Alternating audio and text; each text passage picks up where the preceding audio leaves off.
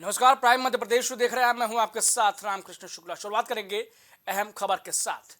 नरसिंहपुर में शहर और ग्रामीण ब्लॉक कांग्रेस की बैठक अमर लॉन में आयोजित की गई। इसमें जिला कांग्रेस कमेटी अध्यक्ष नरेंद्र राजपूत की मौजूदगी में पूर्व जिला कांग्रेस अध्यक्ष मैथिली शरण तिवारी, पूर्व विधायक सुनील जायसवाल, नगर पालिका नेता प्रतिपक्ष रुद्रेश तिवारी और कांग्रेस के वरिष्ठ पदाधिकारी की मौजूदगी में ये बैठक आयोजित की गई, जहां अनगढ़ मंदिर नरसिंहपुर में संजय शर्मा द्वारा पूजन कर इसकी शुरुआत की गई।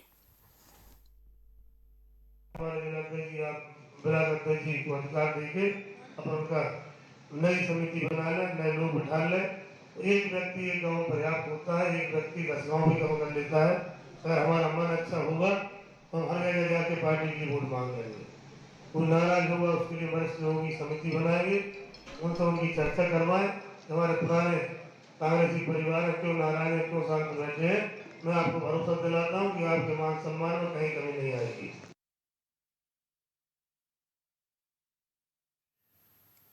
लोकसभा चुनाव की सरगर्मी के बीच पूर्व मंत्री खुरई विधानसभा से विधायक भूपेंद्र सिंह के एक बयान ने राजनीतिक गलियारों में उथल पुथल मचा दी है, जहां उन्होंने खुरई में बूथ विजय संकल्प अभियान के तहत आयोजित कार्यक्रम को संबोधित किया है।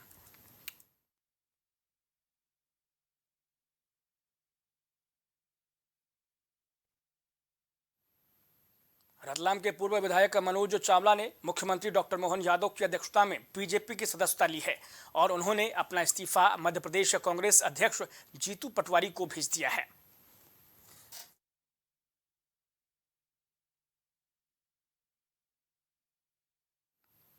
डबरा में एसडीएम दिव्यांशु चौधरी की अध्यक्षता में आगामी होली ईद के त्योहारों को लेकर तहसील के सभागार में शांति समिति की बैठक आहूत की गई। इसमें डबरा पुलिस अनुभाग के थाना प्रभारी, बिजली विभाग के अधिकारी, विभिन्न राजनीतिक दलों के राजनेता और साथ ही साथ समाजसेवी बैठक में मौजूद रहे।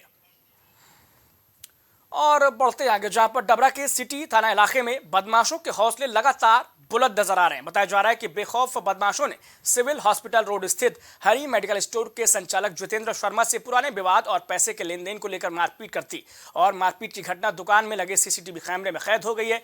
इसके बाद मेडिकल संचालक जितेंद्र शर्मा द्वारा डबरा सिटी थाने पहुंचा गया और मामले की शिकायत पुलिस से की गई। इस मामले में सिटी थाना पुलिस ने मारपीट करने वाले नितेश राजपूत और सुरेश राजपूत निवासी गोराघाट जिला दतिया समेत 2 अन्य लोगों पर मामला दर्ज कर लिया है और तफ्तीश शुरू करती है। थाने पर रिपोर्ट आई थी श्री हरि मेडिकल के संचालक शर्मा, जयप्रकाश शर्मा के द्वारा कि वो अपनी दुकान पर बैठा हुआ था, तो उसके साथ 3-4 लोगों ने आकर दुकान पर मारपीट किया है, जिसका सीसीटीवी फुटेज भी है। मालूम करने पर पता चला कि इन लोगों का आपसी लेन देन का कुछ विवाद है। उस विवाद करने के साथ ही घटना घटित हुई है। रिपोर्ट पर से अपराध पंजीबद्ध कर लिया गया है। शीघ्र इसमें वैधानिक कार्रवाई करेंगे। मेरे साथ लगातार 3-4 बार मारपीट हो चुकी है। मेरे पास गुंडे आते हैं और मुझसे रंगदारी मांगते हैं। मेरे मेडिकल में घुसकर मुझे मारपीट करते हैं। मेरे साथ में मेरा मेडिकल श्री हरि मेडिकल के नाम से है, मैं उसका प्रोपराइटर हूँ।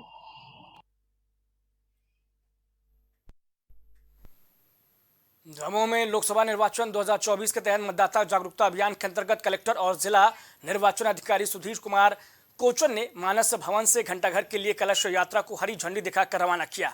इस मौके पर स्वीप नोडल अधिकारी और सीईओ जिला पंचायत अर्पित शर्मा सहित संबंधित अधिकारीगण, आंगनबाड़ी कार्यकर्ता और महिलाएं मौजूद रहीं।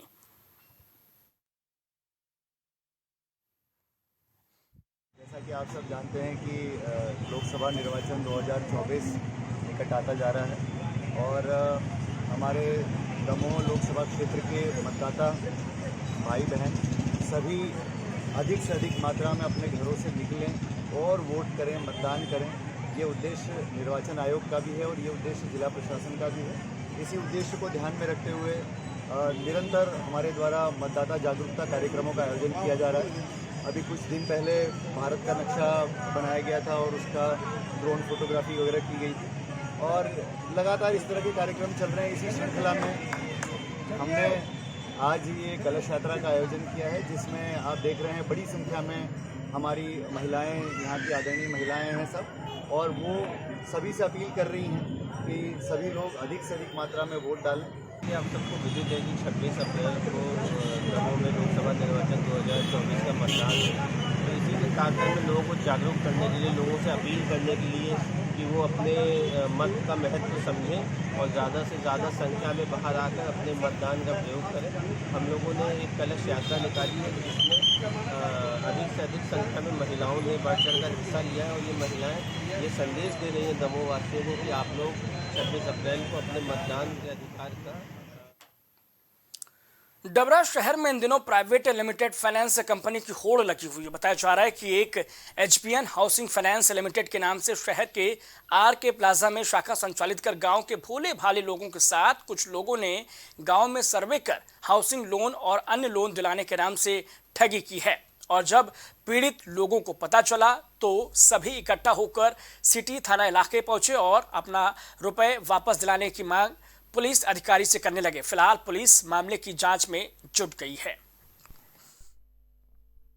आज ही आवेदकों ने आकर थाने पर रिपोर्ट किया है कि एचबीएन हाउसिंग फाइनेंस के नाम से कोई प्राइवेट कंपनी थी जो आरके प्लाजा से संचालित हो रही थी और अभी 10-5 दिन पहले ही आई थी। उसने लोगों को बताया कि 3 दिन में हम आपको 3 लाख रुपए तक का लोन देंगे। प्रोसेसिंग फीस की एवज में भोले वाले लोगों से 20-20 हज़ार रुपये उसने जमा कराए और आज 3 दिन का समय पूरा होने से पहले वो भाग गए। आवेदन ले लिया गया है, उसका परीक्षण करके तत्संबंधी वैधानिक कार्रवाई की जाएगी। क्या हुआ है? कुछ नहीं, पर्चा बांटने वाले गए थे गांव में, तो पर्चा से हमने संपर्क किया तो वहाँ पे बुलाया तो मैंने 50,000 का लोन पास करवाया था। तो मेरे को बोले कि नहीं 50 का नहीं 1 लाख का आपका लोन फाइनेंस हुआ है और आपको 23-24 तारीख में आपका पैसा आ जाएगा, इसलिए आपको 8680 रुपये भरना है। तो 8680 रुपये में जमा करा के गया, बोला तुम 12-2 बजे के टाइम पे 22 और 23 के बीच में देख लेना। वहाँ पे आए तो ताला डाला हुआ है। उन्होंने अप्लाई किया कि ये लोन के पर्चे बांटे, बोली आई हैं ये लोन मिल लिया। तो हम लोग मगरौरा से 4 जने आए तो बोले आप फार्म भर जाओ, पैन कार्ड, आधार कार्ड और वो बैंक की किताब लेके आओ और 2 जॉइंट फोटो। 340 रुपये पहले उन्होंने जमा किए, करवा दिए। फिर बोले आपके चेक पे साइन होंगे, उस दिन पैसा लेना पड़ेगा। तो फिर उन्होंने फ़ोन करा, मैं तो हम थे डिलीवरी, अपनी बहू की डिलीवरी कराने गए थे। तो उन्होंने फ़ोन करा, बोले आपका लोन पास हो गया, आप आ जाइए और 3 लाख का लोन हुआ तो 11,000 रुपये ले आइए। तो हम गए घर पे, तो फिर मैं अपनी लड़की से मंगवाए तो हम चले गए हॉस्पिटल साइन करके और मोड़ा पैसे जमा करके चला। मंदसौर जिले के भानपुरा थाना इलाके के अंतर राज्य गांव में जमीन विवाद को लेकर खूनी संघर्ष हो गया है, जिसमें एक व्यक्ति की मौत हो गई है जबकि 9 अन्य लोग घायल हैं। बताया जा रहा है कि सुथार समाज और भाट समाज के लोगों के बीच में जमीन को लेकर पुराना विवाद चल रहा था। इसका न्यायालय में प्रकरण भी चल रहा है। बावजूद इसके दोनों पक्ष आमने सामने आ गए और आपस में खूनी संघर्ष हुआ है। फिलहाल घायलों को जिला अस्पताल में दाखिल कराया गया है, जहां उनका उपचार जारी है। अभी भानपुरा से आए थे, घायल हैं, 9 के लगभग एडमिट हुए हैं अपने पास और एक की मौत हुई है जिसका पीएम कर लिया गया है। क्या चोटें कैसी दिखाई दे रही है? चोटें को कुछ को फ्रैक्चर है, कुछ को सिर में लगी हुई है, कुछ को। क्या धारदार हथियारों का उपयोग हुआ है या लाठी? वो चोटों का प्रकार देखे धारदार हथियार जैसे भी कह नहीं सकते इसे। हाँ, 1 साल भर से परेशान कर रखा, दादागिरी करता, रोज बोलता है मारेंगे, हाथ पैर तोड़ेंगे, काट देंगे। कभी फसल में ट्रैक्टर डालता, खेत के एक जगह रास्ता ये पटवारी लेके आया तो पटवारी जी ने रास्ता दे दिया तो कि नहीं निकलो। वहाँ पे मैंने 1 लाख रुपए खर्च किया, फिर भी बोला कि नहीं निकलूंगे, इस रास्ते से निकलूँ, खेत के बीच में होके निकलूँ। मैंने कहा दादा बीच में निकल जाना, तो बीच में भैंसे डालता, ट्रैक्टर डालता, नुकसान करता और फिर बोलता 20 फीट रास्ता चाहिए मेरे को, 20 फीट रास्ता चाहिए।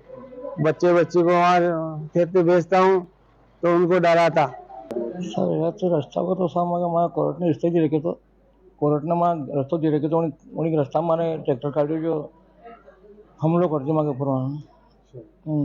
किन लोगों के द्वारा हमला किया गया? बट समाज है, संजू पिता बापू, नानगाल पिता ओंकार। सागर जिले के पामाखेड़ी इलाके में स्थित अनुसूचित बच्चों के छात्रावास में भ्रष्टाचार देखा जा रहा है, जहां ग्रामीणों से छात्रावास में भ्रष्टाचार की सूचना पाकर जब कुछ पत्रकार छात्रावास पहुंचे तो उन्होंने देखा कि दिन के वक्त में भी छात्रावास के सभी कमरों में ताला लगा हुआ है और पूरे छात्रावास में केवल एक महिला के अतिरिक्त और कोई मौजूद नहीं था। वहीं पूछताछ करने पर महिला ने बताया कि छात्रावास अधीक्षक रोज सुबह आते हैं और कुछ देर रुककर चले जाते हैं। यही नहीं, महिला ने यह भी बताया कि छात्रावास में लंबे वक्त से एक भी छात्र उपस्थित नहीं है। मिली भगत का तो कोई प्रश्न ही नहीं है। जैसे ही ये शिकायत आई है, मैंने तुरंत अपने क्षेत्र सहयोग KVI वार्ड जी को उसमें 2 दिन में जांच रिपोर्ट प्रस्तुत करने के लिए निर्देशित किया और जैसे ही जांच रिपोर्ट आती है उसमें जो भी तथ्य निकल के सामने आएंगे उसके अनुसार कार्रवाई की जाएगी। एक वायरल वीडियो के मुताबिक वहाँ पे जैसे मैंने बताया काफ़ी समय से बच्चे नहीं हैं और विभाग के अनुसार वहाँ पे 30 से 35 बच्चे हैं जिनके लिए विभाग हर महीने राशि आवंटित कर रहा है। अगर ये चीज़ें सही निकलती तो क्या कार्रवाई होगी? उनके विरुद्ध कार्रवाई की जाएगी, अधीक्षक के विरुद्ध। दमोह जिले के पथरिया थाना इलाके अंतर्गत सेमरा लोधी गांव में एक बुजुर्ग की पत्थर से पीट कर हत्या कर दी गई। इससे परिजनों में हड़कंप मच गया। परिजनों ने गांव के ही कुछ लोगों पर हत्या का इल्जाम लगाया है। सूचना पर पहुंची पुलिस ने शव को कब्जे में लेकर तफ्तीश शुरू कर दी है। थाना पथरिया अंतर्गत ग्राम सेमरा लोधी में एक 50 साल का व्यक्ति जिसका नाम है मुन्ना अहिरवार, इसकी बॉडी मिली है जिसके ऊपर पत्थर पड़े थे, तो जिसमें प्रथम दृष्टया 302 का अपराध कायम किया गया। इसमें विवेचना की जा रही है और पूछताछ की जा रही है, जो भी होगा विवेचना सामने आ जाएगी। हमारे भैया को बड़े को होने तो ऑपरेशन परसों ना से हमने फ़ोन लगाया था तो हमारी मम्मी और भाभी पहुंच गई थी। अब इनको ने बनो तो ID कार्ड बनवा, आज इनको ऑपरेशन है। तो ओके बाद में मम्मी गई जितना उतना छोट भुप्पू ने कहा बोली कि मूल काट ली जो हम हारे जा रहे हैं, ओको भज्जा का कर हम पटा दे हैं, पट गो ठीक है। ओके बाद में जे रात में को लोटन सिंह, मूलचंद, महेंद्र इतलवा ले आए, उनने तो मारो करो हो जो धमकी दई हो जो ना भागे फिर इनको मारो है इनके लाना ठीक है। ओके बाद में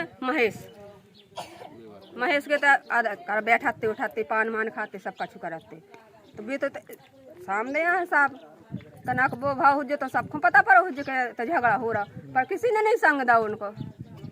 ऐसा हुआ था सर। बता आप कौन है उनकी? हम लड़की हैं उनकी। क्या नाम है आपका? उषा। क्या चाहती हैं अब आप?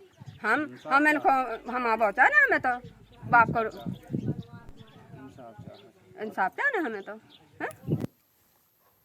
मंदसौर जिले के भानपुरा थाना इलाका अंतर्गत गांव अतरालिया में जमीन विवाद को लेकर खूनी संघर्ष हो गया। इसमें एक की मौत और कई लोग गंभीर रूप से घायल हो गए। बता दें कि गांव अंतरालिया में खेत के रास्ते को लेकर 2 पक्षों में विवाद हुआ और मारपीट में घायल बुजुर्ग की इलाज के दौरान मौत हो गई। इससे परिजनों और ग्रामीणों द्वारा आक्रोशित होकर शव अतरालिया चौराहे पर रखकर विरोध प्रदर्शन किया गया। रास्ता बोला दोबारा मेरे को रास्ता मिल गया था तो केस भी जीत गया था। फिर कोई लड़ाई नहीं थी। मेरे बाबूजी लहसुन वारा में लहसुन जब बोया था अचानक आके उसने हमला किया। तलवार और खराड़ी थी। कितने जने थे? 40-50 आदमी थे। भाट समाज पूरी थी तो उसको पूरा भाट समाज उसका भी 2 पाँव काट दिए, एक हाथ काट दिए। एक और भाई आए उसका भी हाथ काट दिए। पूरी घटना ये थी कि मैं था प्रॉपर में दूर से था।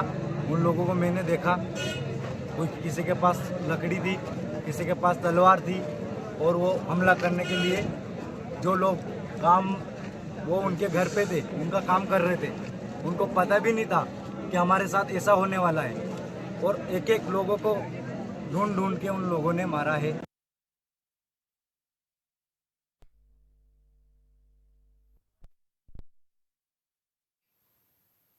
रायसेन में स्थापित औद्योगिक नगरी मंडीदीप में स्थापित कंपनियां नियमों की अनदेखी कर रही है। इसकी कई बार सीएम हेल्पलाइन से लेकर लिखित शिकायतें की गई है, लेकिन प्रदूषण कंट्रोल बोर्ड के अधिकारी बनाकर आगे कार्रवाई का भरोसा देते हैं, लेकिन मामले को इसी तरीके से ठंडे बस्ते में डाल दिया जाता है। देखिए, यहाँ तक चिमनियों से धुओं का सवाल है तो सभी इंडस्ट्रीज में यहाँ वायु प्रदूषण नियंत्रण व्यवस्था स्थापित करवाई गई है और ये हो सकता है कि जब मैं शुरू में ये बॉयलर में फीड करते होंगे तो उस कारण से कंबस्चन पूरी तरह से नहीं हो पाने के कारण से आपको काला धुआं दिखता होगा, परंतु धीरे धीरे एक कम होता जाता है। और बीच में हमने कुछ जगह की मॉनिटरिंग भी करवाई थी और आप लोगों द्वारा संज्ञान में लाने के बाद उनको नोटिस वगैरह भी दिए गए थे। और वायु प्रदूषण नियंत्रण का यदि अपना यहाँ के परिवेशी वायु गुणवत्ता देखें तो ये अभी अपने यहाँ मॉडरेट श्रेणी में आ रही है। रायसेन जिला मुख्यालय के सागर मार्ग पर स्थित श्रीराम परिसर में भाजपा के प्रबुद्ध जन नागरिक सम्मेलन का आयोजन किया गया। इस सम्मेलन में पूर्व मुख्यमंत्री और विदिशा रायसेन संसदीय इलाके से भाजपा के कैंडिडेट शिवराज सिंह चौहान भी शामिल हुए, जहां शिवराज सिंह ने कहा कि इस संसदीय क्षेत्र को आदर्श संसदीय क्षेत्र बनाया जाएगा। जनता का प्यार और आशीर्वाद मुझे सदैव यहाँ से मिला है, लेकिन इस बार का प्रेम अभिभूत कर देने वाला है। अभी मेरी बहनें गुल्लक लेके और हाथ में 10 रुपए का नोट लेके आई। यहाँ भी सीमा पे भी हर गांव में मुझे 10-10 रुपया चुनाव लड़ने के लिए बहनें दे रही है। नौजवान पूरी ताकत से साथ खड़े हैं और बुजुर्गों का आशीर्वाद मिल रहा है, भांजे भांजियों का साथ भी मिल रहा है। मन में एक ही संकल्प का उदय हुआ है। मुझे जब भी भारतीय जनता पार्टी ने जो काम दिया मैंने पूरी प्रामाणिकता के साथ किया। रीवा में साईं मंदिर के पास से पार्किंग स्थल पर युवकों ने कुछ अलग ही अंदाज में अपने दोस्त का बर्थडे सेलिब्रेट किया है। बताया जा रहा है कि दोस्तों ने स्कूटी की सीट पर केक रखा, मोमबत्ती जलाई। इस दौरान बर्थडे बॉय के एक साथी ने केक काटने के लिए तलवार थमा दी, जिसका वीडियो सोशल मीडिया पर वायरल हो रहा है। वही पुलिस अब तलवार से केक काटकर बर्थडे सेलिब्रेट करने वालों की तलाश कर उनके खिलाफ कार्रवाई करने की तैयारी में है। निश्चित रूप से एक हमको सूचना प्राप्त हुई है कि एक धारदार हथियार तलवार नुमा है, उसके जरिए केक काटा जा रहा है। तो इसकी जानकारी लगी, इसके कुछ वीडियो भी हमको उपलब्ध हुए हैं और जिसके आधार पर उनको चिन्हित करके ऐसे सभी व्यक्तियों के खिलाफ इसमें कार्रवाई की जाएगी। और सभी से अपील है कि इस तरह की चीज़ों से ना पड़ें, ये सारी चीज़ें आपको जेल पहुंचाएंगी। तेंदुखेड़ा वन परिक्षेत्र के अंतर्गत आने वाले एक गांव में किसान फसल काट रहे थे, तभी अचानक एक भालू ने आकर महिला पर हमला कर दिया। इसमें महिला जख्मी हो गई और खेत में अन्य लोगों ने तत्काल भालू को भगा दिया, लेकिन जख्मी महिला उधर होने के चलते उसे सामुदायिक स्वास्थ्य केंद्र लाया गया, जहां डॉक्टरों ने उसका प्राथमिक उपचार किया है।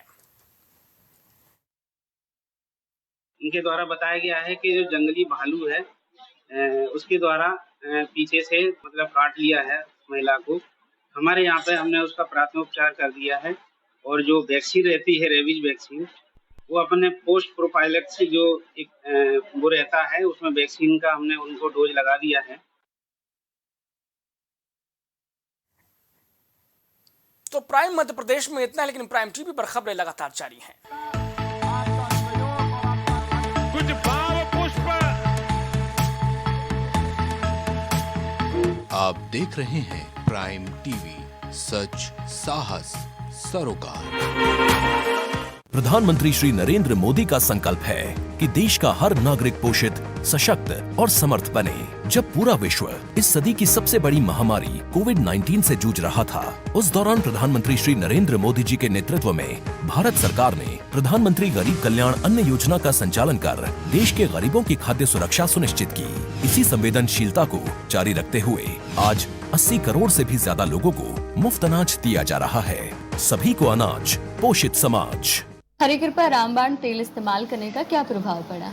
मैम, हमने टीवी पे ऐड देखा रामबाण तेल का, तो उसको मैं बच्चों से कह के मंगवाया। मेरे घुटनों में दर्द काफ़ी देरों से रहती थी, फिर उसको मैं 10-15 दिन इस्तेमाल किया। उसके बाद मेरे को काफ़ी राहत महसूस हुई। कामकाज में, भाग दौड़ में मेरा काफ़ी मतलब ठीक ठाक रहा। अब उससे हमको बहुत ज़्यादा राहत है। मैं मार्केटिंग का काम अपने आराम से कर लेता हूँ।